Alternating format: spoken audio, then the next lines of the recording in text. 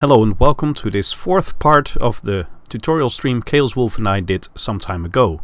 In this very long part we're going to cover all different modules you can fit on ships. Enjoy! So, we're going to look into outfitting now. What things you should look at and what things you should not look at when you're outfitting a ship. I think we should just go use the Cobra to outfit this and look at different modules, because this is a multi-role ship, so we can show you a lot of different ways to set up this ship.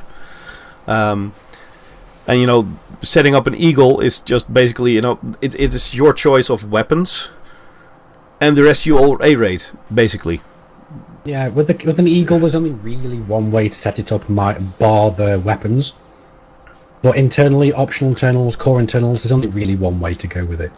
At the very least, with this ship here, we can actually outfit it in many different ways. We can outfit it for trade, we can outfit it for exploration, we can outfit it for combat, we could outfit it for piracy. I think we'll focus on a couple of those. Potentially we'll start off with a trade loadout. What do you think? I think that's a good plan. Trade, you could do it two different ways, basically. You know, trade and make sure that when you're being interdicted, you can actually stand a fight. Then you should look at hardpoints and weapons as well. But if you're like, yeah, no, let's just get more jump range, and if I'm being interdicted, I'll make sure that I run. Then just, you know, lose the weapons altogether. It might it's going to increase your jump range a little bit, though when your ship is fully loaded, it might not be that much. But still, every little bit helps. Aye, certainly. But so let's go and start off with the hard points. We can see in here, as he's been selling the hard points. Yeah. We can see that there are 4 hard points for the ship. So these are all the weapon mounts. 2 medium on top of the ship and 2 small underneath. Now, if you are going in for combat with this ship, you've got to basically take notice as to where the hard points are located as well. Whereas the Cobra Mark III, its small hard points are not exactly in the best location for it. That's certainly true, because they're situated quite a lot to the back. Yeah, they're the back of the ship and to the 2 far extremes of the sides of the hull. So there's a great big gap in between them, so they're not exactly centered, which would be you'd really want for combat. Now, there's no problem with having mining lasers there or anything else, but you're pretty much stuck with using gimbaled weapons there, which we'll get onto in a moment.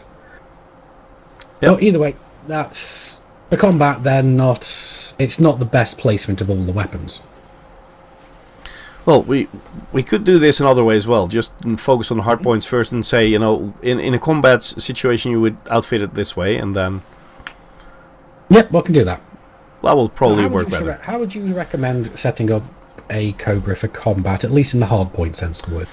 I always, you know, at some point you said in one of your videos, you said you always like a combination of kinetic, so basically just bullets,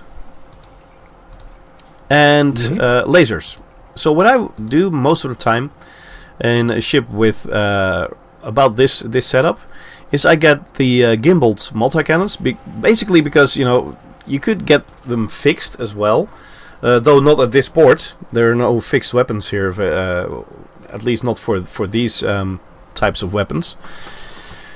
You could get them fixed. We can see when we're looking at the different types of weapons, there's little symbols in the bottom left of each of the particular classes. There's a little kind of rounded cross, which means gimbaled. What that means is the weapon will track to about 45 degrees either side, and up and down, so you've got about roughly a 90-degree tracking arc in front of your ship. Fixed, they will point directly forward, and they will not deviate too much side to side. They won't do much tracking, but they do more damage. And then there's also turreted, and they have 360 degrees worth of tracking above where you have the hard point placed, and that will... but they do a lot less damage than the other 2. So it really depends on how comfortable you are with tracking targets, so you choose the mount that you are most comfortable with. And at the moment I'm just most comfortable with gimbaled. I just started playing on one of my smaller ships. I just outfitted a Vulture, which is a really maneuverable ship as well for later in the game. I had my first fixed weapon on that one, and well, that was something else. It's a learning experience. It's a whole new learning curve. So what I basically do with this Cobra, or I would probably do this on a Viper as well, is get 2 multi-cannons up here, and then get 2 lasers. Most of the time I would probably get pulse lasers at the start, and if you upgrade your ship later on and have more power and a better power distributor, I might go into beam lasers, because they just use a lot more power, but they also do a lot more damage. Yeah. But currently, the reason we go for a mix of thermal and kinetic weapons is thermal weapons are actually better against shields. So when you're firing against shields, kinetic weapons will do almost nothing. But thermal damage, so laser weapons, will take shields down a lot faster. And then once you've taken the shields down, you can then switch over to your kinetic weapons, so your bulleted weapons, maybe your missiles, and to start taking out the hull of the main ship. Yeah, that's why you should look into key bindings as well, and make sure that you actually have 2 different fire buttons, which are logically placed as well. So put 1 trigger, you probably use the 2 beam lasers, or 2, well, pulse or burst lasers, whatever kind of laser you like, and can afford, of course. And just keep on firing with that until the shields are down, and then focus or shift to the other firing group or firing button, and use the other 2 multi-cannons in this. Yep, Overdose 42 is asking if he can have the schedules for these streams. The thing is, I don't think we actually have a schedule yet, 'cause this is the first one we're doing. It's the first one, and we said, you know what, let's first off, I was thinking about doing just one, and then I started talking to you about that, and you know, you basically said we probably have to do more than one, because if you really want to cover this correctly, it's going to take hours and hours and hours. Plus you're going to, and that's what we notice now as well, you know, here we are talking about outfitting and going back to key binding for a moment as well, and showing you why it's important to think about these things. You know, you don't have to think really long and hard about how to bind different keys, but you do have to think about it, and, you know, think what would be logic in what situations. So yeah, we just decided that we're going to do more than just one. Oh, Voodoo Ray, thanks for the follow. And Strangely as well, thanks for the follow. So we are going to do more than one, but since I work in a really irregular schedule, and we haven't really talked about how we're going to progress yet, we just said we were. We'll let you know as soon as possible. Just make sure, you know, my YouTube channel is mentioned here somewhere in the chat, if I'm correct, and you can find it on my channel as well. I'll upload an announcement about the next stream, so make sure you stay tuned to that. And probably Chaoswulff will upload the same video to his channel as well. So make sure you keep an eye on both our channels. Yep, I'll just copy the video, because you know me, if I can do the less work I can do, the better. Yeah, I basically just record and edit the video and then send it to him, and he uploads it and gets all the views. So that's how we work. That's how I roll. Yeah. No. So yes, we are going to do more, but I work at the Dutch Railroads, and I work on a really irregular schedule, so we have to see whether or not it's going to be soon. It's probably going to take another month or so before we're able to do the next episode. Simply because of my working schedule, and next to that, because we also decided to just get this recording and cut it into bits and pieces about the several subjects we covered, and just upload that to YouTube as well. So you could either watch it as a complete stream, so the whole thing in one go, or just watch only the bit about basic flight or the bit about missions. Yeah, and that's going to take some work as well. Featured on your YouTube, because I'm not going to be putting these ones up, because you're doing most of the work for these. So that's basically a very long way to say, yes, we are going to do this more often, but there's no schedule yet. We'll probably think about a schedule for the next few episodes once we come up with the second one. Yep, that's for sure. But since I work 3 out of 5 weekends, it might be hard for me to pick the right day. Yeah, so it's most likely going to be scheduled to once a month. Around once a month, yes. I really would like more of these being a noob myself. Well, more is coming, that's for sure. Oh, Overdose says, I'm subscribed to both of you fine gents. Well, am now. Good. Where are these fine gents he's talking about? Well, I was warned, so I count double, right? Oh yeah, sure. Yeah. I count as gents. No, basically this is the way I would set up my hardpoints to continue from where we left off. Yes. Would you set it up the same way? That is pretty much the same way that I set up my Cobra, yes. Sometimes I will change out the weapons in the medium hardpoint, so sometimes I'll go for frag cannons if I'm feeling spicy. Or sometimes I'll even go for missiles. The only issue I have with missiles is if you don't modify them, they have a very limited ammo capacity, which I generally find multi-cannons to be a lot more consistent. Yeah, me too. I tried cannons as well, because they have a bigger armor-piercing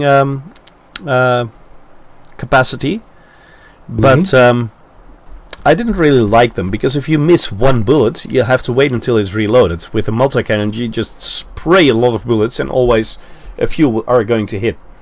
Even if every single bullet that hits... More like snipers, yes. But the cannons themselves are more like... They're very low rate of fire, but very high amount of damage, and they will punch through armor and smash internal modules. They can do a lot of internal damage. Frag cannons, frag cannons and multi-cannons, they're more kind of spray and pray kind of weapons, the multi-cannon especially. The frag cannon is pretty much just a ship-mounted shotgun. Yeah, so if you want to use a fragment cannon like this one, you should be sure about wanting to play this, because it means you are going to get a lot closer, or you're going to have to get a lot closer if you really want to hit something. You know, there's going to be a lot of fragments flying around, so you're going to hit something. But if you want all of your fragments, or at least more than half of your fragments, to actually hit the other ship, you should come in a lot closer than if you're firing a cannon or a multi-cannon. Yeah, so fragment cannons are very much in-your-face knife-fighting weapons. Cannons themselves are longer; they can be hit from a much longer range, but they're more medium range, because if you go too long of a range away from where you are firing at your target, you stand a greater chance of missing, because their projectile speed is fairly low. Yeah, Also, plus... cannons, they have a very... Carry on. Plus, your enemy, the one you're firing at, has more time to react and to change its trajectory as well. So they might be flying in a different direction. Yeah, because most likely they're going to be flying erratically to avoid shots anyway. But multi-cannons, they have very high projectile speed and a very high rate of fire. So which is why I say they're a lot more consistent. They don't do as much damage to internal modules, but they do wreck hulls on ships fairly consistently. They do start to struggle when you go to larger ships, but for smaller ships, multi-cannons are more than sufficient. Firing one of these medium multi-cannons at a Eagle, it's just going to melt like a hot knife through butter. Hafi or Heavy asks, how about plasma accelerators or railguns? Yeah, these types of weapons are definitely going to be a lot more skill-based, because they only come in fixed. So there's no tracking at all with them. I personally love my plasma accelerators. They have a very low shot speed, but they do a lot of damage when they hit the target. So they damage shields a lot, they damage hulls a lot, but they take a lot more skill to go and hit the target. Railguns, a lot of people really like these types of weapons, but I'm not a fan just because of the spin-up time. What's a spin-up time? It means you have to hold your trigger down for about half a second to a second, and whilst the weapon charges up, and then it'll fire a single shot. I personally don't have enough tracking to be able to keep the target ship focused long enough to be able to connect a lot of railgun shots, which is why I would generally prefer to spray and pray. So again, like I said, multi-cannons are just a lot more consistent. There's also missiles, which we did touch on earlier. These do a different type of damage called explosive damage. And especially if you go for seeker missiles, they'll just track the target after you get a target lock and they'll just follow them. But they're only really good against lightly armoured targets and external modules on a ship. So you can blow up targets' thrusters and leave them floating in space. You can blow up their weapons. But once you start firing them against larger ships, then they start being a little bit more problematic. Yeah, and I don't really like seeker missiles. I don't really like dumbfire as well, but I use dumbfire a lot to do ground assaults. But I don't really like the seeker missiles because if you're trying to fire them at smaller ships are generally more maneuverable as well. And it takes quite a time for them to lock on the enemy target. Once you are locked, you can just fire a lot, and you know they'll find their way to the target. But it's they are much better if you are at range from your target. They're much better at slightly longer range, so mid to long range. Yeah. So basically, you know, it depends on your playstyle, what kind of weapon you would like. I like multi-cannons because, you know, they're good at medium to short range. I don't have to come in too close, so I can keep my distance. And, you know, the further from your target you are, the more time you have to react to their movements as well. And especially if you're not that good at dogfighting yet, and I count myself among those, then it's probably a good time, a good thing to have a little more time in your hand.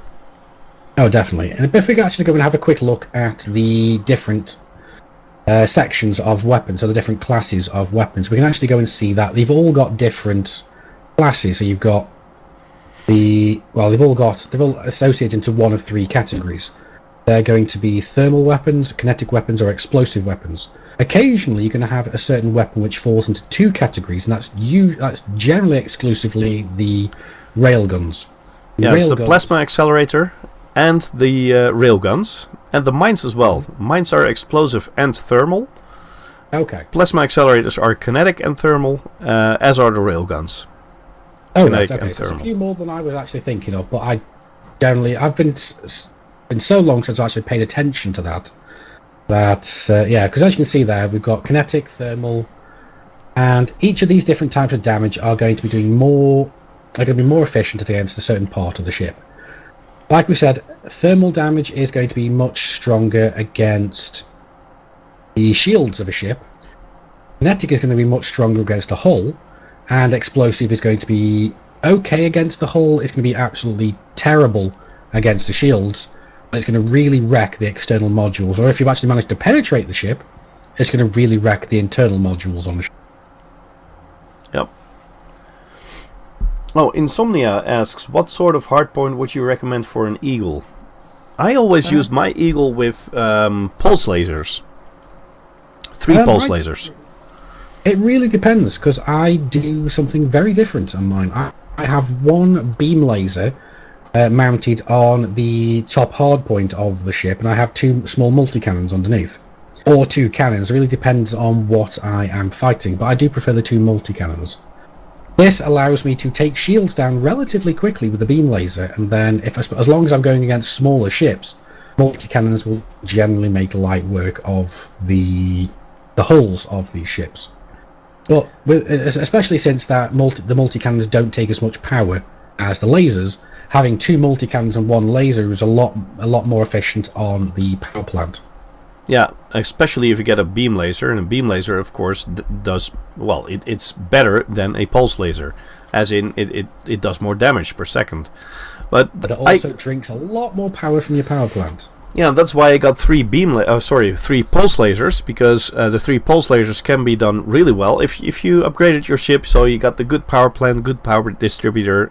3 pulse lasers is a really good way to work this ship as well. And most of the time when I was out with that ship and was flying with my son, I tried it with multi-cannons at some point, But in about 10 minutes, my magazines were empty. And I thought, this is not going to work. So that's why I picked pulse lasers. And I just stayed out there for maybe an hour, 1.5 hours. And it could just keep on firing. You know, as long as your ship is still in one piece, you can keep firing with lasers. Yeah, because that's the main difference between kinetic weapons and energy weapons. Energy weapons, they're always going to... They're never going to run out of ammunition, because they don't run on ammunition. But ammo-based weapons like multi-cannons, cannons, frag cannons, railguns, plasma accelerators, missiles, they will run out of ammo fairly quickly. Especially the smaller classes of hardpoints, because they just are not big enough to carry enough ammunition.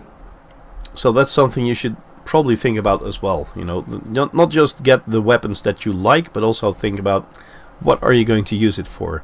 You know, if it's for a cargo run, like we were just talking about setting up a Cobra, so it could fend off as well. You know, if you're attacked, you just submit to the interdiction and just fight them.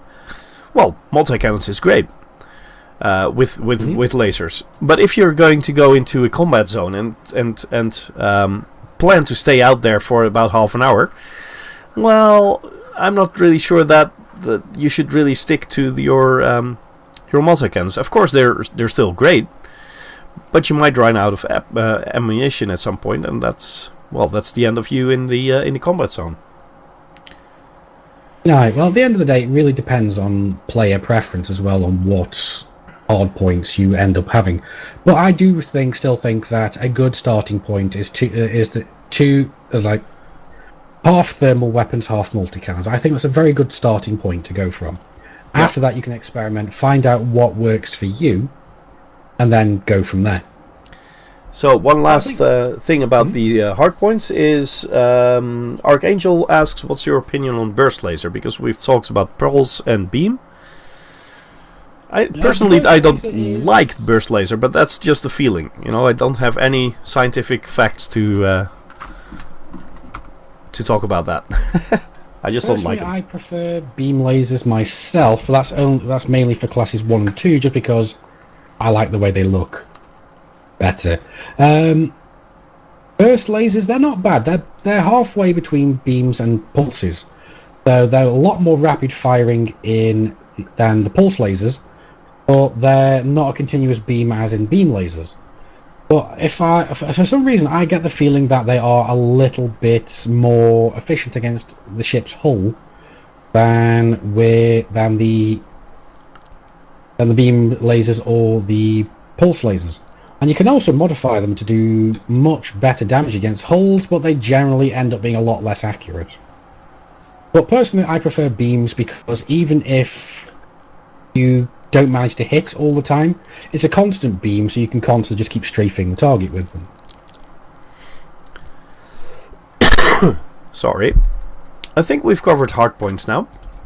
So let's go into utility mounts.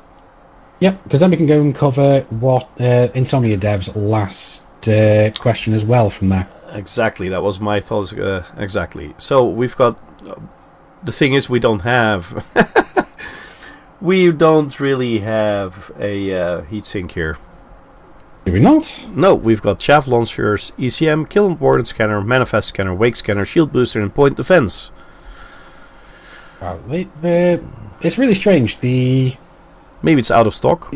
The outfitting in Privy keeps changing every so often, because I'm pretty sure I did actually have... I swear I bought them from here, but I suppose it's because we're losing a bit of influence in the system right now. That could be. But heatsink launchers, they are basically a way of rapidly cooling your ship down. Now, you really want to start worrying about those if you do have anything like if your ship starts getting hot. It's like if you're using shield cell banks, if you are firing a lot of thermal weapons, then you want to start worrying about heat sinks, because if your ship goes over 100% heat, you're going to start damaging your modules on your ship. If you start going over 200% heat, you're going to start damaging your hull. And at some point, you'll just blow up. Yep, because that's about 300% heat, I think. Or 500%, I don't remember. But everything you do in Elite is based on heat, especially combat. The hotter you get, the less efficient your ship is going to be running. So you want to keep it running nice and cool, very much like the processor in your computer that you're probably watching this on. But anyway, that's enough for the heat sink launchers at the moment, because we don't have any physical copies here. But first of all, we do have chaff launchers. Now these are very useful, especially if you are potentially trading or combat. Not so much for exploration, but anything that would involve you getting shot at. Yeah, or if you're actually hailing back or welcoming back Commander Chaoswulff when he comes back from his trip throughout the galaxy, and you're all in a row outside of this station, Privy Station, and you just welcome him with, well, some sort of serpentine, and just firing your chaff as a salute. But Yes, that's just once. But I remember. Yes, yes. I wasn't there though, fine, but I do remember. Yeah, and especially since I forgot to ask for docking at that point. Yeah. Well, what you use So, chaff really launcher for, what chaff does, is actually a very old, not very old, but it's an old find. Especially in this game, it's very old, because, you know, this game is in 3300 something. 3303 now. Yep, 3303. And, you know, in 1940, around that time, the British and the Germans were just trying to fly their airplanes towards each other to try and bomb the cities and bomb the factories and stuff like that. Then at some point they had rudimentary radar and direction finders and things like that. And they would get these small... I forgot the word, but these small bits of tin foil or aluminum foil, they would just get them all into a big bag, and they would at some point launch it. That's chaff, and it would mess up the tracking of the radar. It would just on the radar it would just appear as there was static on the radar screen, so they wouldn't be able to track you in the way they would without the chaff. And it still works the same in this game. You know, the gimbaled, so the tracking weapons of your enemy might not be able or are not going to be able to get a good lock on you when you launch chaff. The effect will not last very long, of course, because the chaff will be launched and it will just spread out like an oil well, like a blob of oil on the water. It will spread out at some point, and when it gets too thin, yes, it just, yeah, the effect will just be gone. But temporarily, you can actually see here up on the stats. You can see that the jam duration lasts for 20 seconds. So for 20 seconds, the enemy ships are not going to be able to target you with gimbaled or turreted weapons. The weapons will just start flailing around, trying to reacquire the target lock on you. Which doesn't mean, by the way, it won't mean that they won't hit you, but they won't hit you consistently. You know, the weapons will be swaying back and forth and on all different directions, and they might actually accidentally hit you, but they won't have you locked. So that's a good thing. So of course, so basically, this is a very defensive module.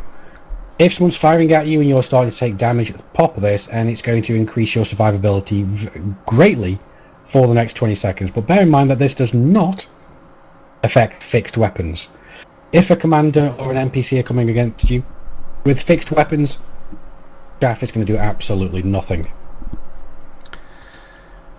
So the next one is ECMs. I've actually never used these, so you might want to talk a bit about that. To be perfectly honest, I've never used an ECM either. But maybe there's someone in chat that has. I know what they do. I just have never used one because it's best to just either take chaff or a point defense. An ECM is kind of halfway between the two. Yep. But the ECM, what it does is an electromagnetic countermeasure. What it does is it sets off a pulse which goes and confuses torpedo and missile locks. So if they have a lock on you, then you fire this off and it will disengage the lock from your ship. And it may also, I don't remember, but I do believe it also goes and affects the missiles that are coming after you. If they're locking onto you and they come after you, it's going to just mess them up. And Commander Bam says that it destroys missiles in the air as well. Oh, alright, cool. That's cool. Yeah, I don't... Because it doesn't say that here, but it would be cool. Yeah, I suspect they just haven't updated the description for it since they updated them. But out of... If I have to pick between this ECM and the point defense, I would also always get the point defense system. Yeah, because the main issue with the ECM is you have to fire it off manually.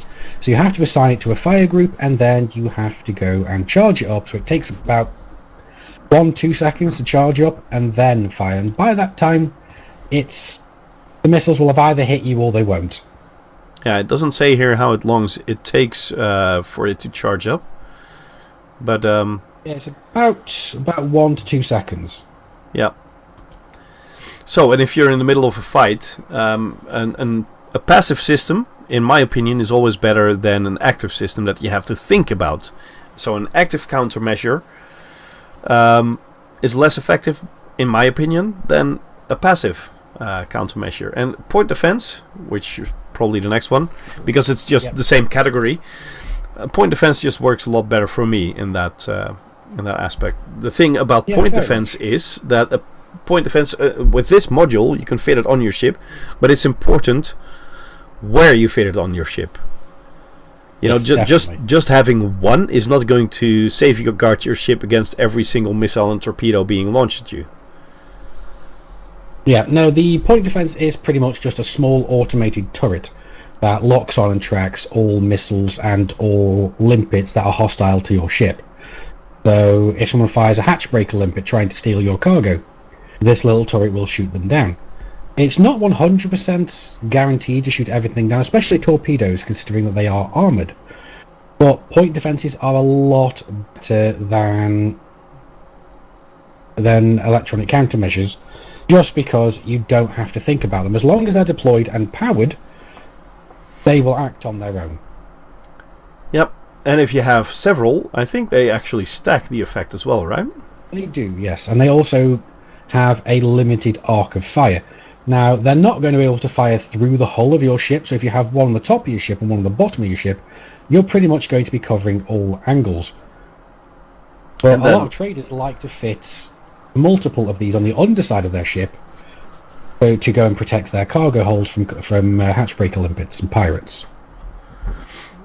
Yeah, and if you have one on top and one on the bottom, when something comes from the sides, you actually might have two of those firing at one missile. Mm-hmm. So, yeah, I really like this. Of actually being shot down, yes. Yeah, I really like this. Anyway, they're much better because you don't have to think about them. That's the main bonus of them. Is as long as they're, like I said, as long as they're powered, as long as they are deployed, they're going to do the job. The downside, however, is they do run on ammunition. So they can run out of ammo if you're in a prolonged engagement. Yeah, and by the way, that's the same with chaff launchers. Chaff can be used 10 times and then it's done. Mm-hmm. You can modify chaff launchers and point defenses for extra ammo, but you'll need access to horizons and go to the specific engineer to upgrade them. But we're going to cover that again in another video. Let's do shield boosters next, because it's also a defensive measure, of course. Well, this doesn't really need anything to explain, I think. It just boosts your shield. That's it. Yeah. Yeah, each of the shield boosters, you've got anything from rating E to A. So A being the best and E being the lowest of quality. What happens is when you add one of these to your ship, and as long as it is powered, it will boost the megajoulage, so basically the overall strength of your shields by a set percent. A-rated shield boosters will up your shield by 20%, and what was E-rated ones? They are 4%. Yeah, and they basically, every single step you go up, it increases the amount of shield boost, of course, but it also increases the power draw. So you might want to think about that as well. You know, getting an A shield booster, if your power plant can work with that, that's okay. Always go for A-rated. But as you can see, if I would fit it on this ship now, you can see that the power will be in the red. So I won't be able to power all the different modules on my ship. So this might not be the best choice for me. Not just for now, no, because the shield boosters are very big power hogs. Unless you've got power to spare from your power plant, they're not exactly the best. And on smaller ships, it's probably better to go for chaff launchers. But Angela's Death is quite correct. It is actually 11 uses for the chaff launchers, because don't forget, you've always got one in the barrel. Yeah, that's what I was going to say as well. I stand corrected. 1 in the barrel, 10 in the magazine. So we've got 3 different types of scanners, because the heatsink launcher is not available here, but we've talked about that. We've got 3 different types of scanners. Let's start with the kill warrant scanner, which is very important if you go out bounty hunting. It can greatly improve your earnings.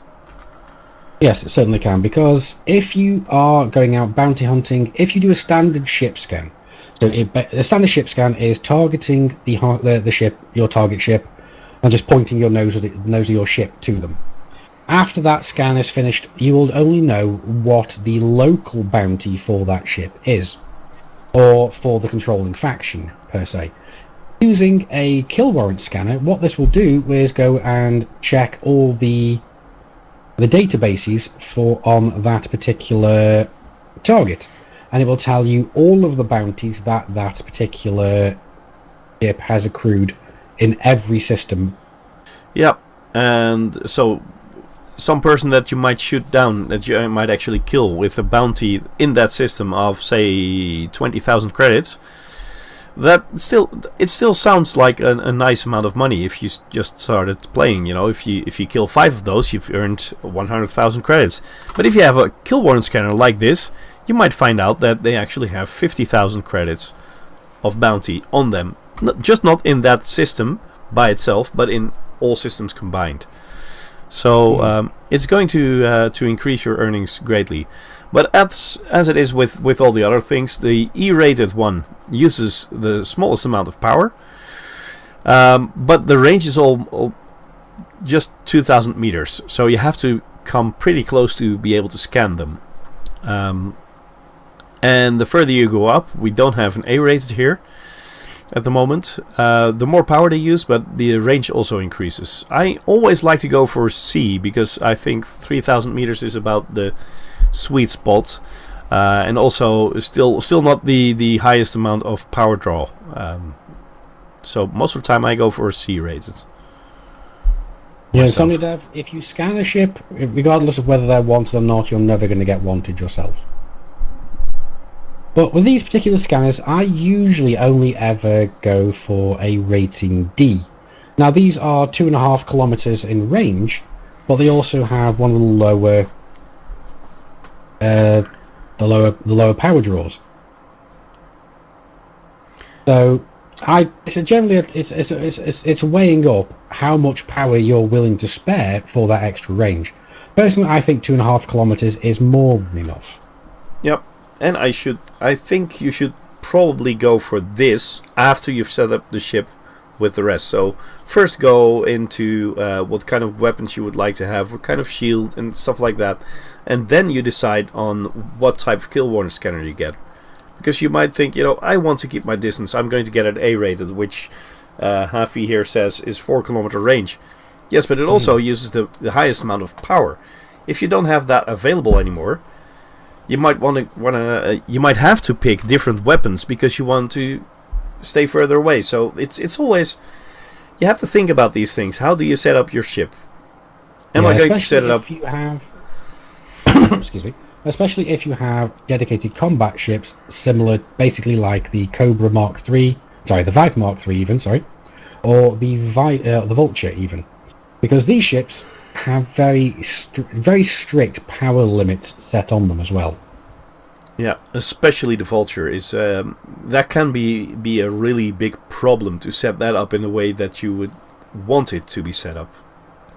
I do believe the different modules are, or these different ones, the D-rated ones, are generally the lighter ones. We can't quite see at the moment because my lovely, handsome little likeness is covering over the mass of the module, so we can't quite see what that would say.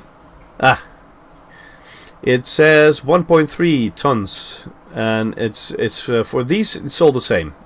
Basically, every single module, D is the lightest one most of the time, B is the heaviest one, but it's also the one with the highest structural integrity, and E, C, and A all have the same weight.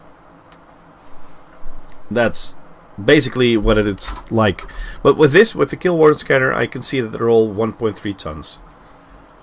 Yeah, so it does seem that with the utility mounts, they're all the same weight regardless. So, the next scanner, Manifest scanner. I never used one of these as well. The Manifest scanner is basically an update from the old cargo scanner.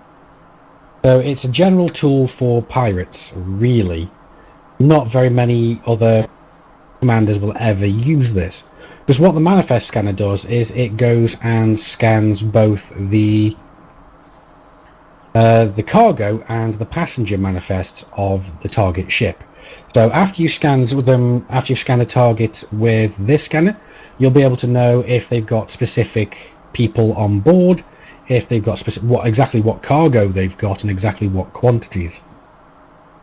So this is going to be a great way of, like I said, this is pretty much exclusively a pirate tool. Very few other professions are ever going to use this type of scanner. Yeah, and just like you could compare it to the kill warrant scanner. The kill warrant scanner for a bounty hunter will increase your earnings because you've got more bounties actually stuck or visible to that ship, so you actually get paid more when you kill that ship. This you actually know what is in the ship before you attack it. So you can basically decide whether or not it's going to be worth your time to go and attack. Especially if you find a ship, if they're just hauling bio waste around, you might not want to attack them. But if you're hauling, let's say, something else from Southeast, like crystalline gold, that might be worth your time. Yeah, if you find a ship hauling painite, then you're definitely going to want to go after it. If it's hauling nothing but bio waste and clothing, you're probably going to want to go and give that one a miss, because the effort going into stealing the cargo, it's not going to be worth it. Yep. So it's going to make sure that you're a lot that you actually know what you're... Yeah, it's going to make sure that you're more well informed about what you are getting into in piracy. And information is knowledge is everything, they say, right? Knowledge is power. Right. So, frameshift wake scanner, that's the next one. I just started using these a few weeks ago. I actually mounted some about a year ago, but I didn't know what they were for. What you see sometimes if a ship disappears, so if they jump into either a supercruiser or hyperspace to jump to another system, you'll see this frameshift wake just floating around in space. That's basically these scanners only work with the high wake, so only if they're jumping to a different system. So and this will with this scanner you'll be able to scan that, and it'll actually show you where they've gone, and it'll also get you the data. You need data for to visit the different engineers on to tinker with, say, your engines or frameshift drive or something like that. You might need some data as well, and these scanners are used to collect that data as well. So if you're trying to follow a certain criminal or certain target around and he's just jumping to another system, you could use this to find out which system it is, and it also provides you with the scanning data. Yeah, these are also very good for pirates as well. So if you find that one great score, you see the ship, he's got painite, he's got imperial slaves, he's got whatever in his cargo hold, it's the mother lode. You're going to want to know where if he manages to get away from you, you're going to want to know where he is so you can chase him and steal more of his cargo. You scan his wake, jump after him, But the great thing about it as well is after you scanned said wake, you just keep the wake as your target, hit your frame shift to go to another system, and it will automatically target that system for you. Plus, in auto, sets your nav computer to follow, says Archangel. Yes? Yes. That's pretty much what I just said, so yes, it's quite correct. I like to repeat, you know. Yeah, the data that you get from the wake scanners is, I think it is exclusive to upgrading your frameshift drive with the engineers. So if you're wanting to make your frameshift drive boot up faster after it being shut down, or if you want to increase the range on it, these are what you're going to need in order to get the data.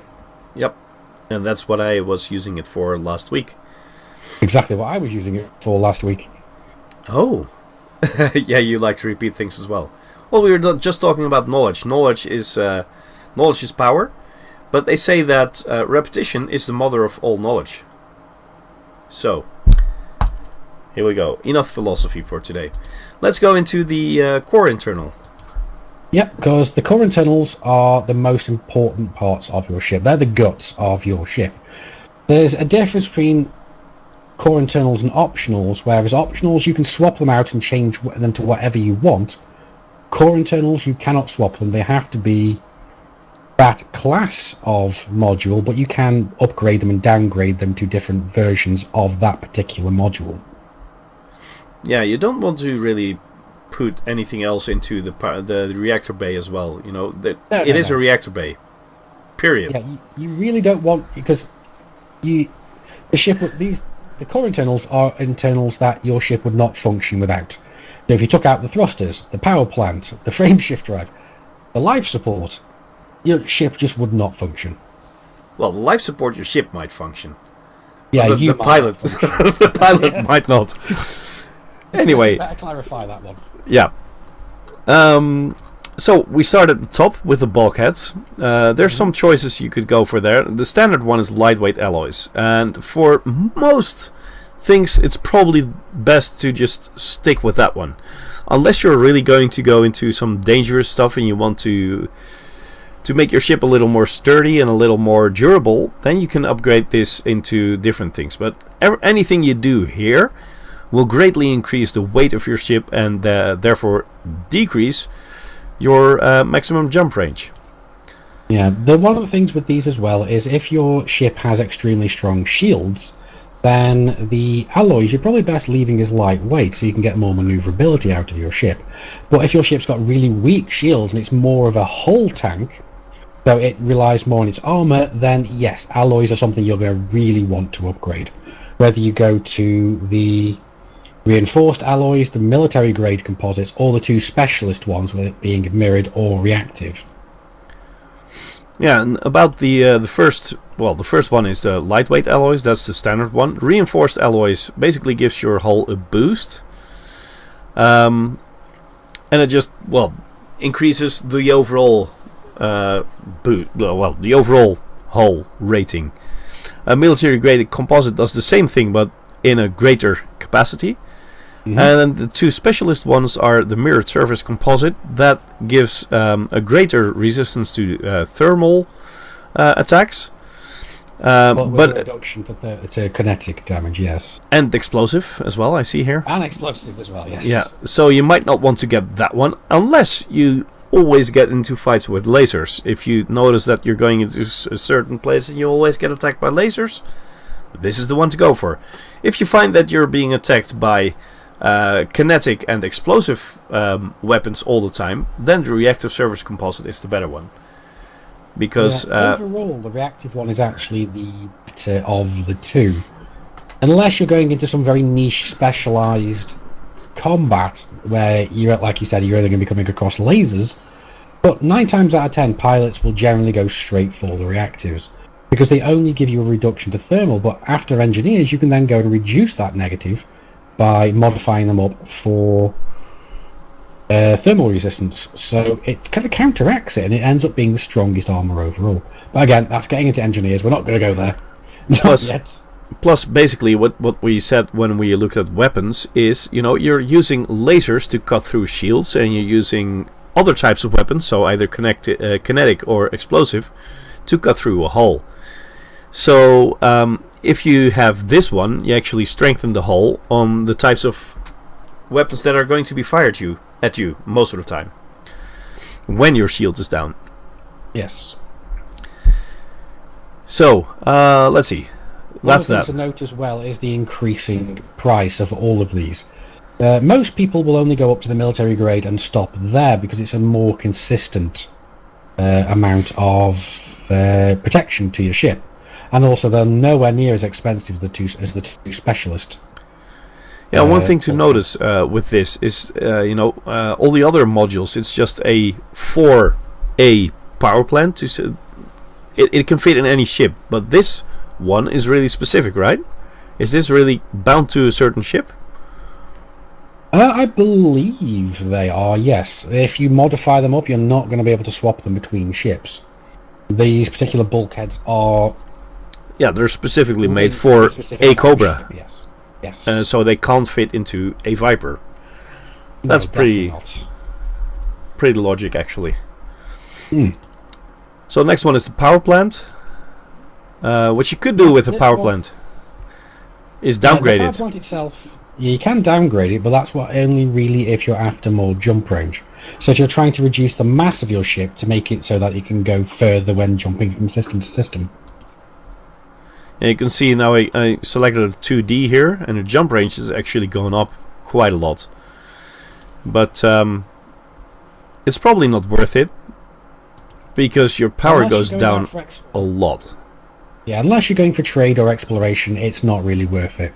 If you're going for multi-role or combat, you really want to upgrade it, because as is probably quite it's probably self-evident here, the better the power plant you have, the more power you're going to have to play with your ship. Yep. As you can see, we did put some weapons in this ship. And we wanted to, when we selected a shield booster, a class A shield booster, the power was actually a lot too high to be able to actually power that. If you see here, I'm selecting for a power plant. Of course, that's 1.6 million. So for a beginning player, that might be a little much to put in. But you can see that you've got 50% more power to play with. So you can outfit your ship a lot better with a higher power plant, of course. Yeah. Basically, the higher the power plant that you have, the more modules and the more higher grade modules you're going to be able to install on your ship. Because the better the modules, the more power hungry they're going to be. And unless you upgrade your power plant, you're just not going to be able to run them. Yep. And that also goes for, power plant is really the heart of the ship. It's like the same with your heart as a human. You could train your muscles and things like that. Well, the heart is a muscle itself. But let's say you would be able to train your muscles without training your heart. It's no use. You don't have the power to power your trained muscles. So you could upgrade your thrusters and your frameshift drive and the power distributor and sensors and stuff like that. But if you don't upgrade the power plant, it's no use. You can't use it. You'll be dead in the water. Exactly. So power plant is probably a very good place to start as well. If you start upgrading, start with the power plant, because a lot of the other modules in the ship depend on it. Yeah, one of the things we need to point as well here is there is two things to kind of keep into consideration when we're upgrading modules on the ship, and those are the class and the rating. The class is the actual physical size of the module, and the higher it is, the bigger it's going to be. So as you can see here, we've got class 4 bays, which means we can fit up to class 4 modules in them. If we were to fit a class 3 module in there, that would mean that it's a little bit too small for the bay. It's still going to work, but it's not going to be the most optimal. Yeah, so the only thing you are actually doing when you're using a smaller size, of course you're going to decrease in weight, but you're not going to get as much out of it. No. And the rating as well is basically just how the quality of that particular module.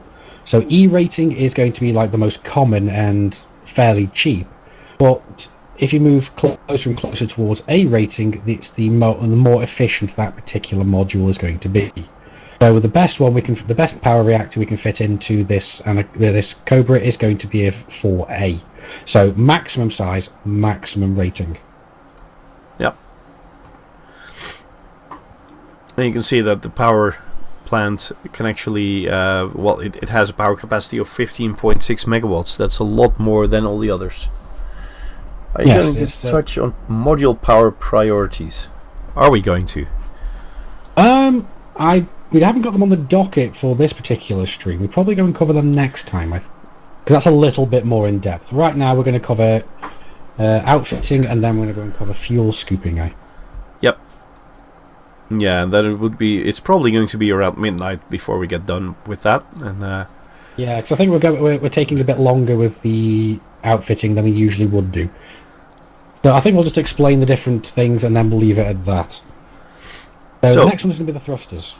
Yeah, and thrusters, you can see that a lot of these cannot be picked. And why is that? Well, simply the ship is too heavy. It cannot be flown with these thrusters. Of course, this one, 4E, is the one. This one is red because it's already mounted. It's no use to install it again. But a 3D, a 2C, or whatever, those are too small. It can't power the ship. It cannot fly the ship. So, of course, if you go to 4D, it's going to be an upgrade. 4C is going to be an upgrade again, B and A as well. But even a 3A, you know, as Chaoswulff just said, it's going to be a smaller thruster. You could fit it in, but it's not going to work because the ship is going to be too heavy. Yeah, the best way of looking at it is you're not going to be able to fly a jumbo jet with a head, right? Exactly. Though probably these 3A thrusters will work if you dismount the weapons we just put on it, or if you dismount all the utility mounts and make sure you don't fly with a big shield and stuff like that. Then these might actually turn into yellow or orange, and you could still mount them. But the question is, have more being able to be used if we reduce the overall weight of the ship. Exactly, and the question is, would you want to? We were talking about the high gravity planets earlier. If you've got thrusters that don't actually have the power to power your ship or to fly your ship in the right way, you might crash into the planet. Which Chaoswulff did in his Anaconda, was it? It was a Type 9, actually. A Type 9, well, an even bigger, the space smaller. Yeah. Yeah. I think that actually makes a nicer crater than an Anaconda as well. Yeah, it was filled with beer as well, so it's kind of a beer crater. Yeah. But yeah, no, basically the higher the mass of your ship, so the general overall weight of the ship, you're going to need bigger thrusters for it. But if you manage to reduce the weight of the ship, more of the thrusters are going to be usable for you because it's going to need less thrust in order to move the ship. But I think that's enough for the thrusters now. Generally, if you're going for combat, you're going to be wanting the best ones because the more thrust that you have, the more manoeuvrable the ship is going to be. Exactly. Now we're looking at the frameshift drives. Well, frameshift drive is, of course, is the drive that lets you jump in between, in between stations or planets in a system and in between systems. And, well, it's the same. If you go up higher, your frameshift drive, your jump range is going to increase massively. Now it's at 10.15. That's the current. The minimum, if our ship is fully loaded with cargo, is going to be 9.5. The maximum is 10.15 as well. If we get a 4A, it's going to be double that. Yeah, and the frameshift drive is one of the things where it's all or nothing. You have to go for the largest class and the best rating. If you start reducing the classes, so reducing the size of it, it's just not going to work because you will get a massive, massive reduction in the optimal jump range. Even if you look at a 3A, which is one class too smaller, but it is the maximum quality, it's still not going to work. You can actually see it cuts your jump range in half. Even if it's an A-rated one, it still cuts it in half. Yeah, it's still going to reduce it to half of what it was with the standard, the worst quality of the maximum size. So it's literally no point at all in going for that. So like I say, it's all or nothing. Unless, of course, you're going to fly a fighter plane in a specific system. And you're going to keep it bound to that system. So you might actually take the frameshift drive out, put the smallest one in because it's the lowest mass, and that will actually increase the maneuverability of your ship. You could always try to make sure that the frameshift drive is shut down on the moment you actually deploy your hardpoints. So power you don't have to take into consideration here, but it's the weight of this module that you do have to take into consideration. And if you take the smallest one in, well, that might actually give you a small boost in maneuverability.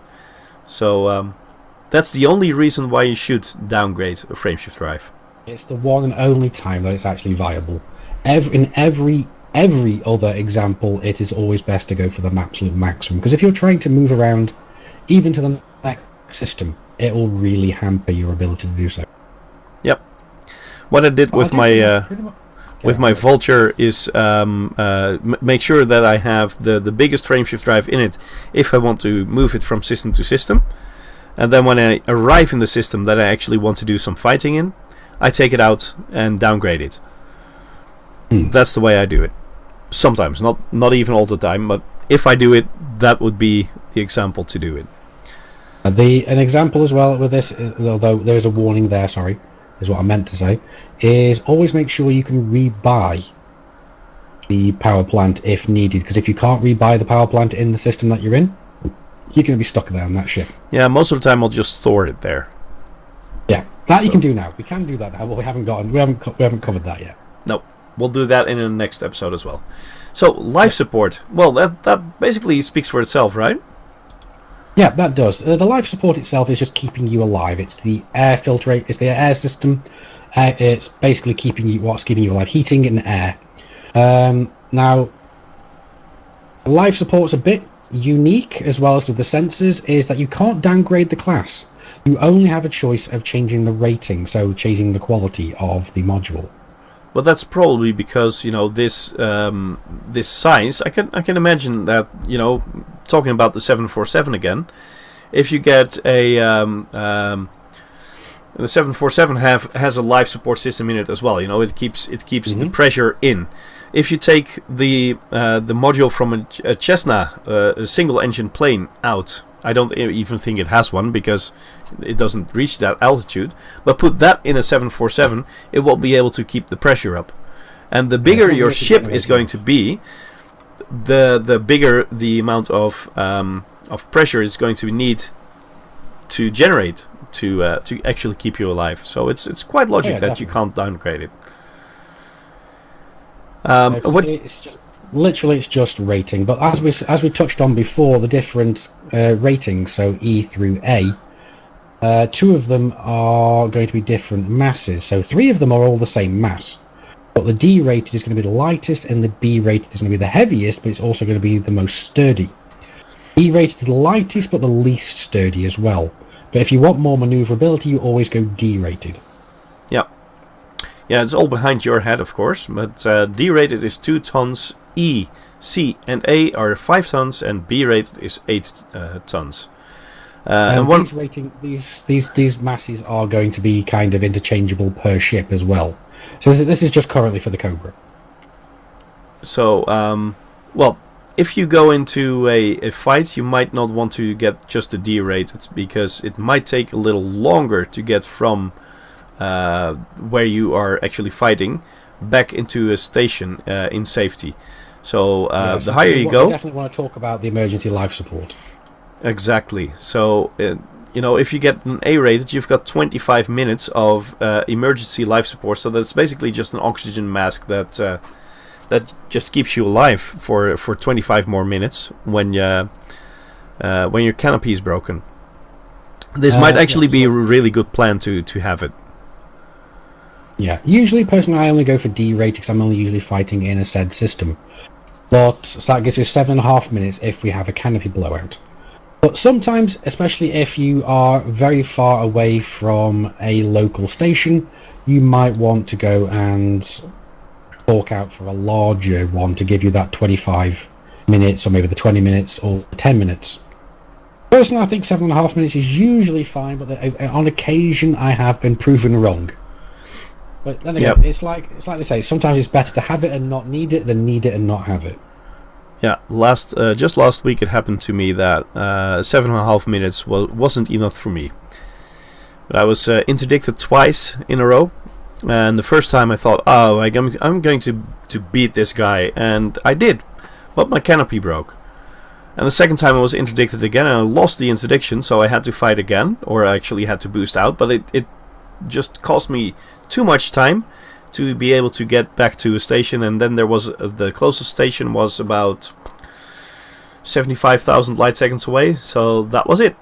I just blew up, and that was it. Do you think we've covered the live support now? Should we move over to the distributor? Okay. Power distributor. Yeah.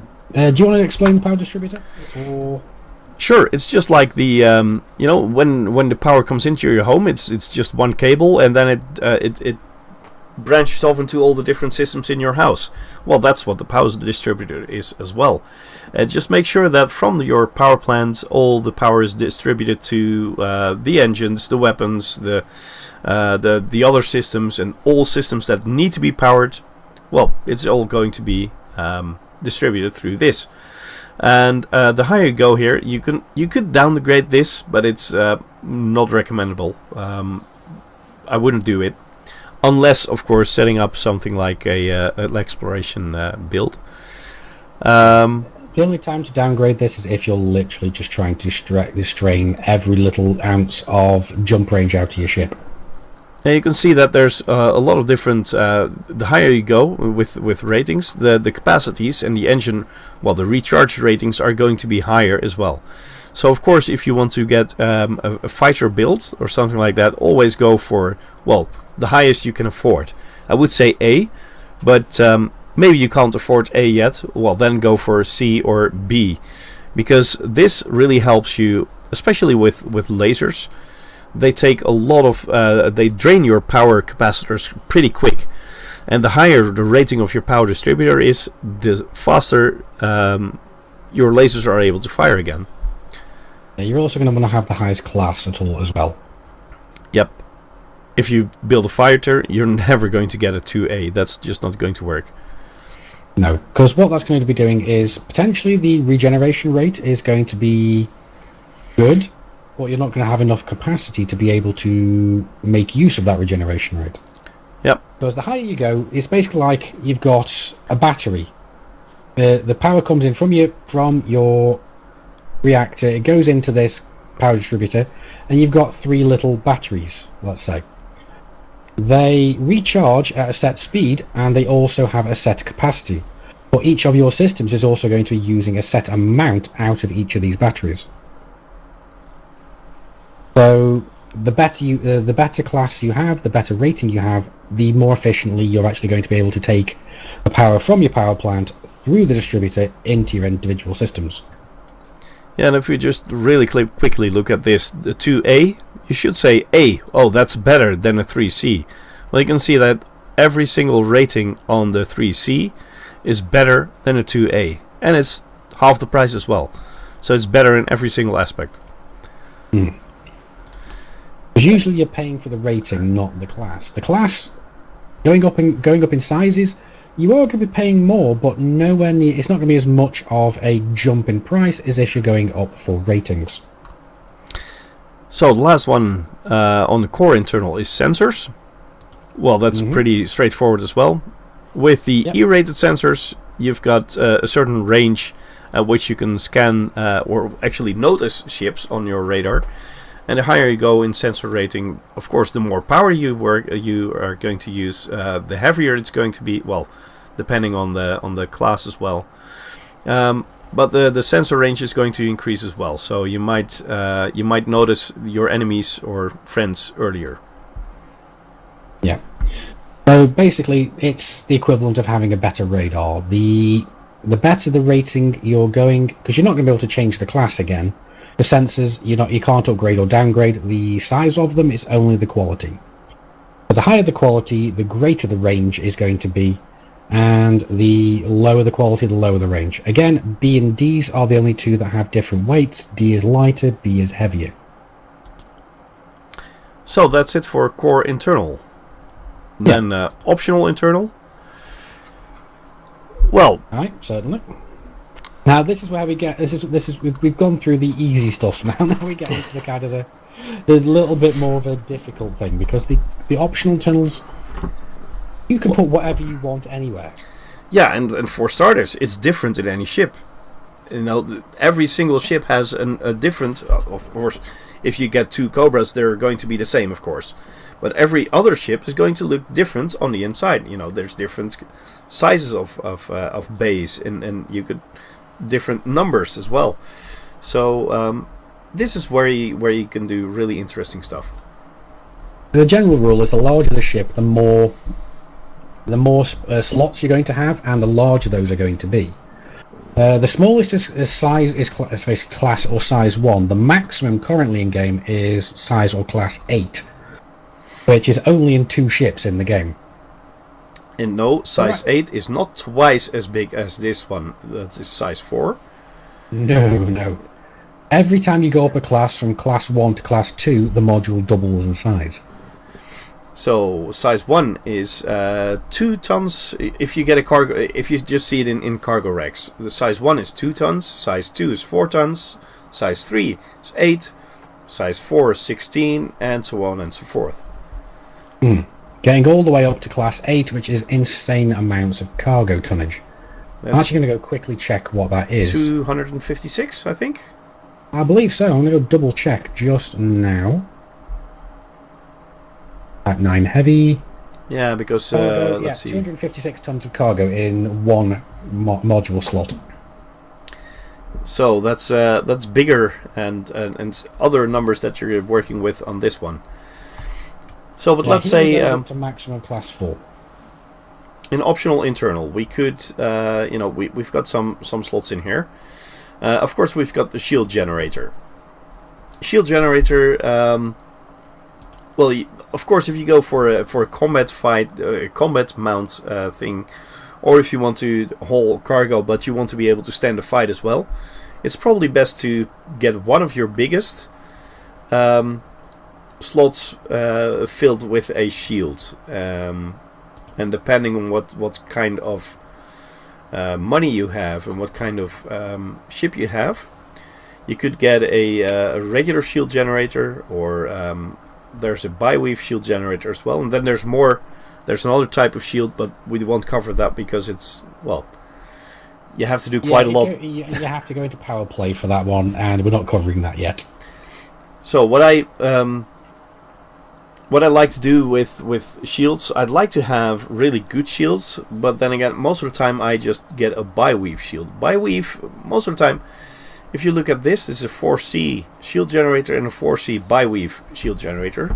Bi-weaves are only available in C, so rating C. And you can see that this shield here is 108 megajoules, is that right? It is megajoules, yes. Yeah. So 108, and the bi-weave is more expensive. You pay quite a lot of more money for it, and it's less strong. But the thing is, the bi-weave recharges quicker. So once your shield is down, it actually recharges quicker than a normal one. So most of the time what I do with the bi-weave shield, why I use that as well, is before my shield is gone, I've actually made the decision, am I going to win this fight or not? If I'm not, I could, even without a shield, I could just turn and run away. With a regular shield, I was going somewhere with this. With the bi-weave, the moment you start running away, your shield actually starts recharging again, and it's going to be back at its full strength pretty quick.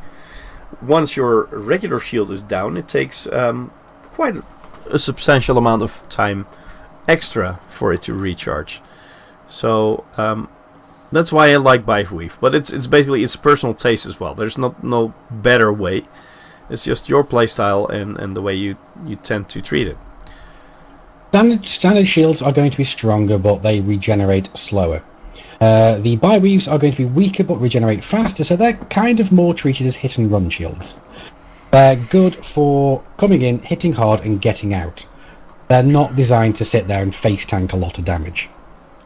Yeah, so if you want to go into a fight, a normal shield is probably better. If you go into a combat zone or something like that. The only exception to this as well is if you're flying a ship with a low amount of power available to it, because the bi-weaves use a lot less power than the standard shields.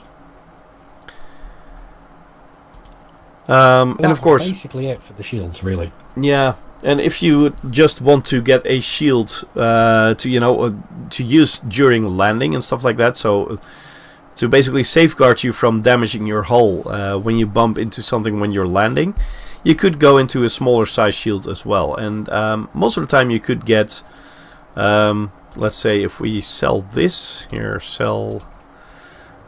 The only issue here is we are in a Cobra, and Cobras cannot have Class 2 shields. It just does not work.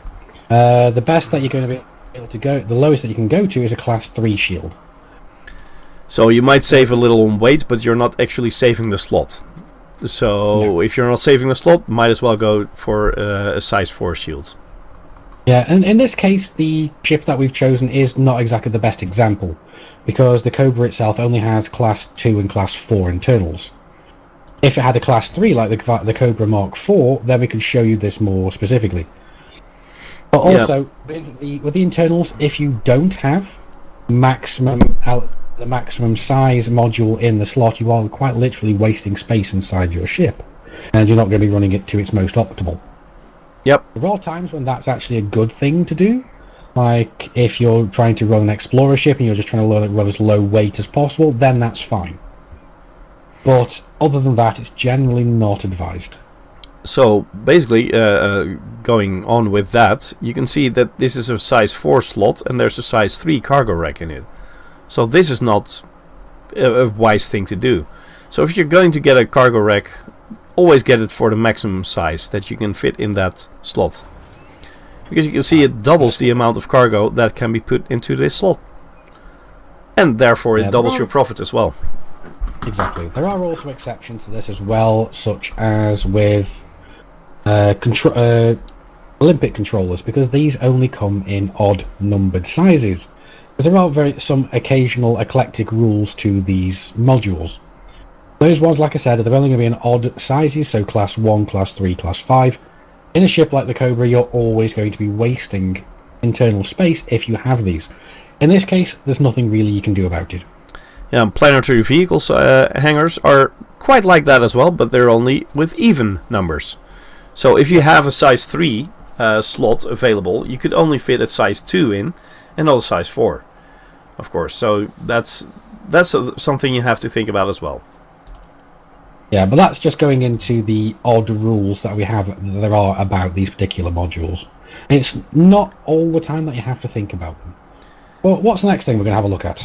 What's the next on the list? Well, we are going to fuel scoop in a few minutes, so why not get a fuel scoop on this? Yeah, sure. We'll go for a fuel scoop, and then we can just quickly cover over what each of the different modules here are. Because I think if we don't do that, we're going to be here all night. Yeah, I'll get a 4D fuel scoop so it doesn't go too quickly. Yeah, because I need some time. Let's see. Size 2 slot.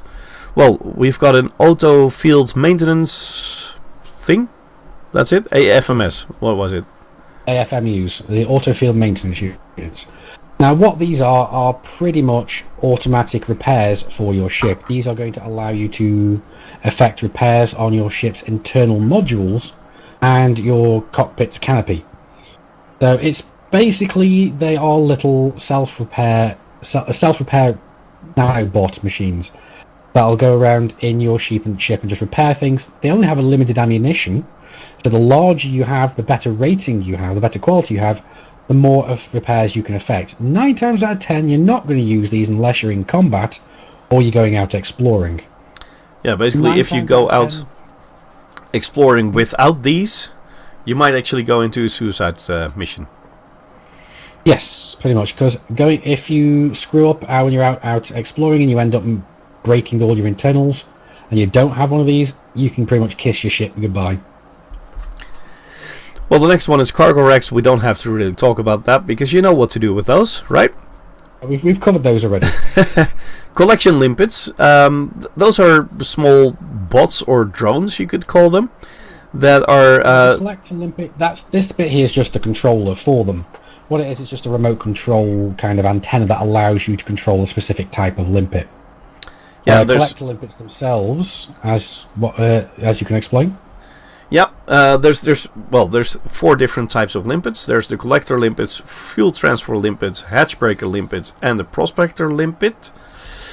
They're all small bots or drones, whatever you want to call them, that can be programmed to perform certain tasks. With this one, it'll be a collection task, and it'll just collect stuff for you. Just open your cargo scoop. Cargo, mined materials, yeah, it'll just exactly. pick them up out of space for you. And it'll do that all automatically, or you can focus on one single thing. You know, get that one now. If you're not really comfortable with flying your ship around with an open cargo scoop and try to get it in, you could use these to do that for you. Covering the piracy and mining and general scavenging. Covering the limpets, the fuel transport limpet is something you could use to help your stranded friends. You know, the ones that don't know how to scoop fuel or actually forgot to bring one. That happened to me at some point. When they're out of fuel, you could just fly over with full tanks and use these limpets to fill them up again, so they could go to the next station and make sure that they get a fuel scoop so it doesn't happen again. Yeah, each fuel transfer limpet will carry 1 ton of fuel. So depending on your ship's size, you could either make a very small jump or a bigger jump. Yes, you can also go and help NPCs out as well in the... what are those missions called again? I haven't got a clue, to be honest. I can't remember. I haven't actually done them myself. I generally avoid them like the plague. But the next limpet will be a hatchbreaker limpet. That is only used by pirates. Unless I'm gravely mistaken, but I don't think so. No, it is literally... It is a pirate. It's just for pirates. And what they do is they fly out to the cargo bay doors of the targeted ship and basically just break it open and get the... Well, make sure it drops its cargo. If I'm correct. Yeah. Never use these. I have used them. They're not 100% guaranteed to drop cargo, and the amount of cargo that they drop is random. Originally, they did not go through shields, but they've been buffed recently, so they actually fly through shields. Oh, but bummer. The more damage that the cargo hatch has sustained, the easier that they are going to be to hack the cargo hatch. Yeah, but that sounds really logic. Mm. Then we've got the prospecting limpets, and you only use those in mining. What you do is you fire 1 limpet at, let's say, an asteroid.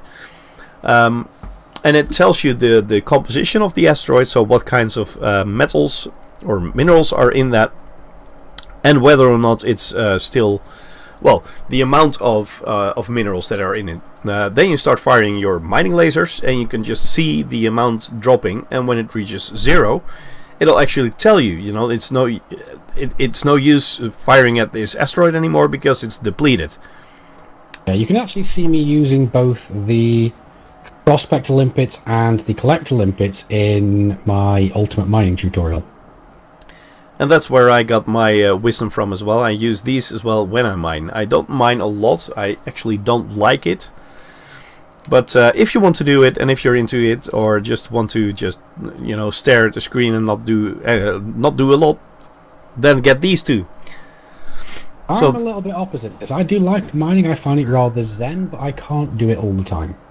Yeah, occasionally I have to go and blow stuff up.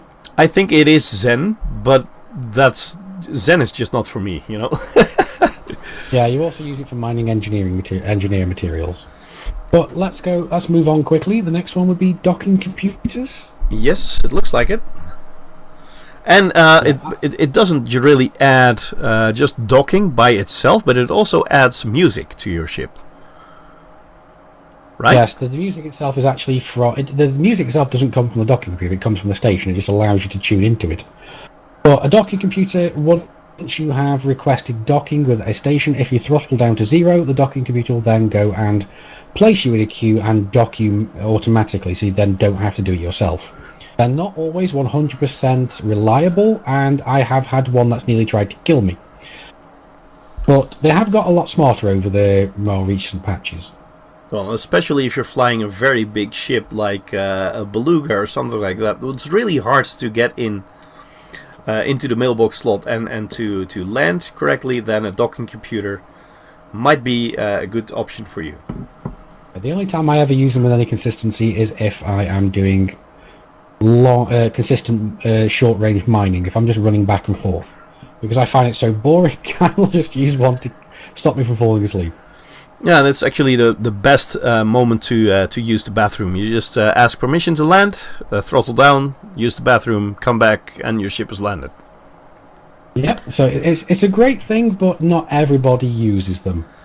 Some people don't trust it because they were very temperamental very early on in the game, and they would kill you more often than land you. Now, they're nowhere near as bad. In fact, they will probably try and kill you like once in 1,000 docks. Which is not bad. No, it's quite a good success rate. But I do like how Free actually says, I'm sorry, Dave, I can't land that ship for you. Yeah. Okay, next one. FSD interdictor. I've only used those a few times, not that much. But what you do is you use them to grab or to take another ship out of Supercruise. Yeah. So what happens is when you get within a certain range of a ship in Supercruise, you can hit the frameshift drive interdictor. You'll create a tether between your ship and the target ship, and as long as you keep your target reticule over the target ship, you will start winning the tug of war battle to get your little tug of war mini game to get yourself out or get them out of Supercruise. If this were a cowboy game, they would call this the lasso. Yes, pretty much. These are generally used by bounty hunters and pirates. There's very few other people that use these. Though you might need them for some missions, like the kill this certain missions, person. You will need one of those as well. Yep. Next one is fuel scoops. Well, we've covered those, I think. Well, we're covering those very soon. Yeah. But fuel scoops, they are used to basically refuel your ship from a compatible star. And basically, the faster you can scoop with them is relating to how large they are, so the class and the rating. So the larger the class and the better the rating, the faster you're going to be able to scoop and get your fuel tank from empty to full. That's pretty much it. Next is the fuel tanks.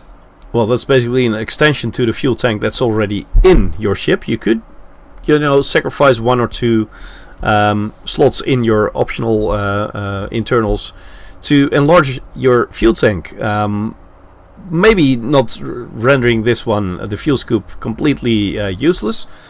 But if you're going to do some trips and you know that you actually have to get some fuel from somewhere, but you're going back and forth and it's just a little too much to do on one tank, just get another tank in and you might be able to do it without having to scoop for fuel all the time. Yeah, Haffrey's actually brought up a good point about the docking computer as well, and it's a little bit more iffy on planetary outposts, especially on high gravity worlds. Just do not use it on a high gravity world, because the docking computer does not know how to compensate for the gravity and will just faceplant you into the ground. Thus making a beer crater. Yeah, I didn't need a docking computer to do that. You could do that all by yourself. Yeah. That's a good thing. Well, we've covered the limpets, so the next one is hull reinforcements. Yep, the hull reinforcements are basically internal reinforcements to your... Basically like the bulkheads that we were talking about before. These are just an extension of those. Hull reinforcements will up your ship's armor. There's 2 different ratings of them. There's D and E rating, but there's also different classes. So the D rating ones are lighter. Actually, I think, are they lighter? Yes, they are lighter, in fact. They're just generally better, because the whole reinforcement rating is of the E one is 80 what, I don't know, and the D one is 110, and it's lighter as well. Yeah. Alright. So always go for the D-rated if you can afford them. It is a factor of 3 difference in the two, so if you can't afford D1, just go for the E. Sorry, A is, well, you know. There's no A's. It's E's or D's. E's are the better than the 2. So just go for those, and they will up your armor so much more. It's 1 minute to midnight, so A is Dutch for E. Oh, that's okay. Yeah, just a shortcut in the brain. Yeah, the next is module reinforcements, and this is a very new module. In fact, it's only come in the patch 2.2.03, so the most recent patch. In a nutshell, what this module does is there's 2 flavors. There's E and D rated. The E rated reduces the damage to your internal modules by a flat 30%, but for a good duration of time. The D rated reduce the damage to your internals by 60%, but for a much shorter duration. So they will, from each shot, they will reduce the damage by a lot more, but it won't take as many. It won't reduce them for as many shots. E-rated will reduce the overall damage to your modules by a lot less, but they will do it for a lot more incoming damage. I don't really have anything to add to that. Yeah, they're very new. I haven't even tested them myself yet. Well, I have been mounting them to my ships, but not in any testing way, you know. I just thought, oh well, it's probably a good thing to mount a few of these as well. So yes, I am actually planning couldn't to call test that these testing. fairly soon, so watch this space. So passenger cabins is the next one. There's only one type here. Let's see if we can get, if I go into the size 4 slot, if there's class more. 4, you'll be able to find more. Class 2s, there's only economy classes. Yeah, here class 4. There's well, we have business class and economy in this station, and of course business class is just like in the airplane. Business class is more luxurious, but you can fit less people in. But most of the time, those people actually do pay more. You actually look at the icon of them, you can actually see roughly what they are. If you hover over the economy class, it looks like the Japanese kind of pod hotels, the tube hotels, where you just have a little pod to sleep in. That's literally what they are. They literally stack the people in like cargo. Business class, they have a lot more leg room, they have a lot more walking around space, they probably even have their own air hostess. And then there's first class, which is of course more luxurious, and there's even luxury. Yes, but luxury can only fit in 2 different ships at the moment. Yes, basically the higher the quality of the cabins, the fewer people you're going to be able to actually mount and house in each cabin. Although the better class of passenger you're going to be able to fit in them. And as the Preacher did say, we can only currently fit luxury cabins into the Beluga and the Orca currently, because they are both the only 2 luxury liners in the game. Yep. So the next one is planetary vehicle hangars. There's not really much to say about those. You get them size 2, size 4, size 6. And there are 2 ratings. There's one that's lighter but uses more power, and there's one that's heavier but uses less power. Yep. But for every class you go up, you double the amount of SRVs or buggies that you can fit in them.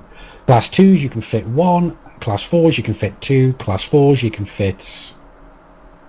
Class 6 you can fit 3, or is it 4? No, class 6 you can fit 4.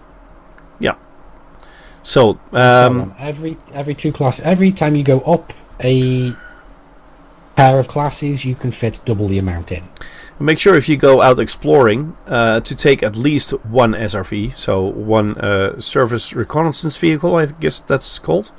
I do believe it is, actually. Because, at some point you might get really bored just flying around planets. You might want to land and just drive around something as well. Plus, an SRV can also get you some materials to synthesize, different things you need on the way. Yeah, especially things like the frameshift drive boost, so you can add an extra 50% to your jump range.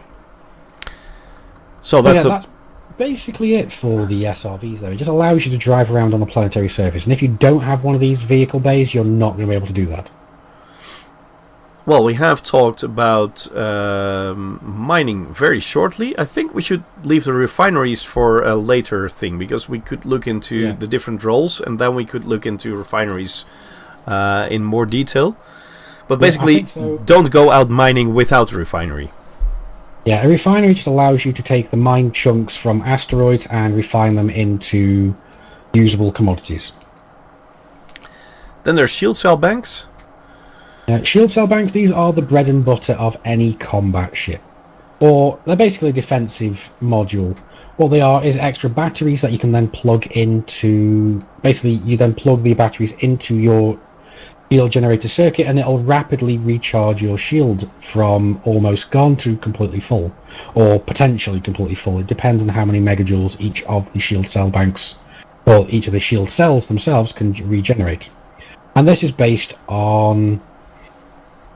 the class and the rating of the shield cell bank, even.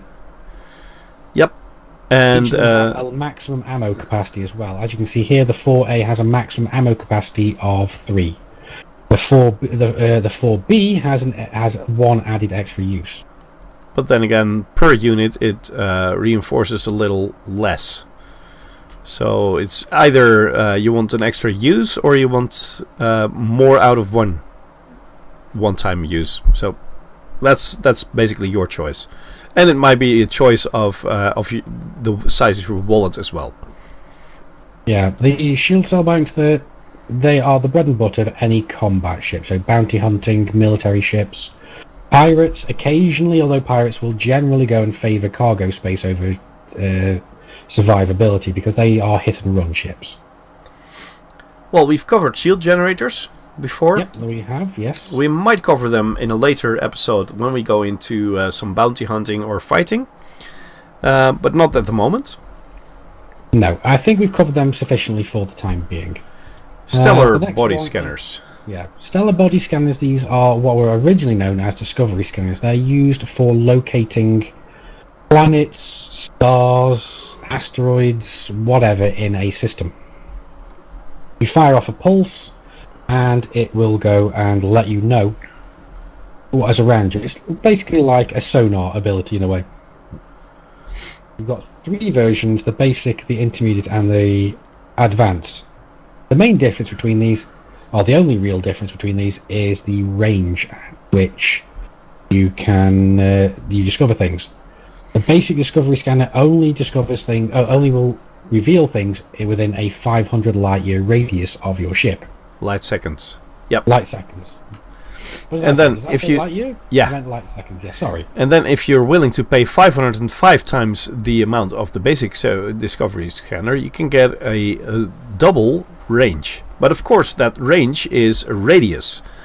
So it's not just the double, it's about 4 times the coverage of the area that you're using. Even more than that. It's more like 16 times the area that you can cover with this scanner compared to the basic discovery scanner. Plus the passive range also goes up. So the moment you jump into a system and arrive at the sun, at the nav beacon there, most of the time you see that you're actually scanning or discovering a few of the bodies around that sun, orbiting around that sun. And the passive range also increases with every single scanner. Yeah, and the advanced one is the last one in this particular class, but it does cost a good amount. Now, these particular scanners are only in size 1 or class 1, so basically these are the only 3 you're ever going to buy. There's nothing bigger, nothing smaller. The The Advanced Discovery Scanner has an infinite range, so if you fire it off, you will discover everything in that system. But the only other range increase is the passive range. Yep. The scan time and the maximum angle the maximum angle is the passive range as well. Those are the only things that are those stay the same. But I'm going to have to go AFK for a moment because my good other half has just reminded me that one of the rats needs their medicine. So unfortunately, I'm going to have to go AFK for about 5 minutes. No problem. Then the last module we're going to look at is the detailed server scanner. If you're going out exploring, you are going to need one of these as well. What you basically do with this detailed server scanner, it is a passive scanner that you mount in one of the slots in your ship, and then you start by firing off a pulse with the other type of scanner. You discover certain bodies, so the other planets and moons and maybe even other stars in that system. But when you want to get a detailed scan of these planets and stars and moons, you need one of these. What you do is you point your ship towards it and you start flying towards the different heavenly bodies. So you fly towards a planet, and at some point you'll see in the corner, the left corner down here, you'll see that your target is actually going to be scanned, and you get a detailed surface scan of your planet. It'll also state which minerals or metals or other things are available on that planet. So if you're looking for the materials to boost your frameshift drive or things like that, if you're exploring, you're going to need one of these detailed surface scanners to make sure that you actually know what is on the top of that planet. You are going to earn some money by just scanning them with, or just flying into a system and firing off a pulse with a stellar body scanner. But if you want to earn more money exploring and want to really explore the nice things as well, you need a detailed surface scanner, because the data on every single planet, and especially the ones that are that could sustain life or could be terraformed, the amount of money you get for those is actually worth the effort. So get one of these as well if you're going to need some materials at one point, or if you're going to just go out into the void and explore. Well, I think we've covered all the different modules here. I did mount a fuel scoop, and in the next bit we will be covering fuel scooping, which will be a lot shorter than this episode. Let me just say that if you're still watching this, you are a brave person, and I applaud you. Thank you very much for watching all this. This was a very long part, but I didn't really have a clue how to cut it into smaller bits. If you like this, please let me know by liking the video. Please subscribe if you want to see more.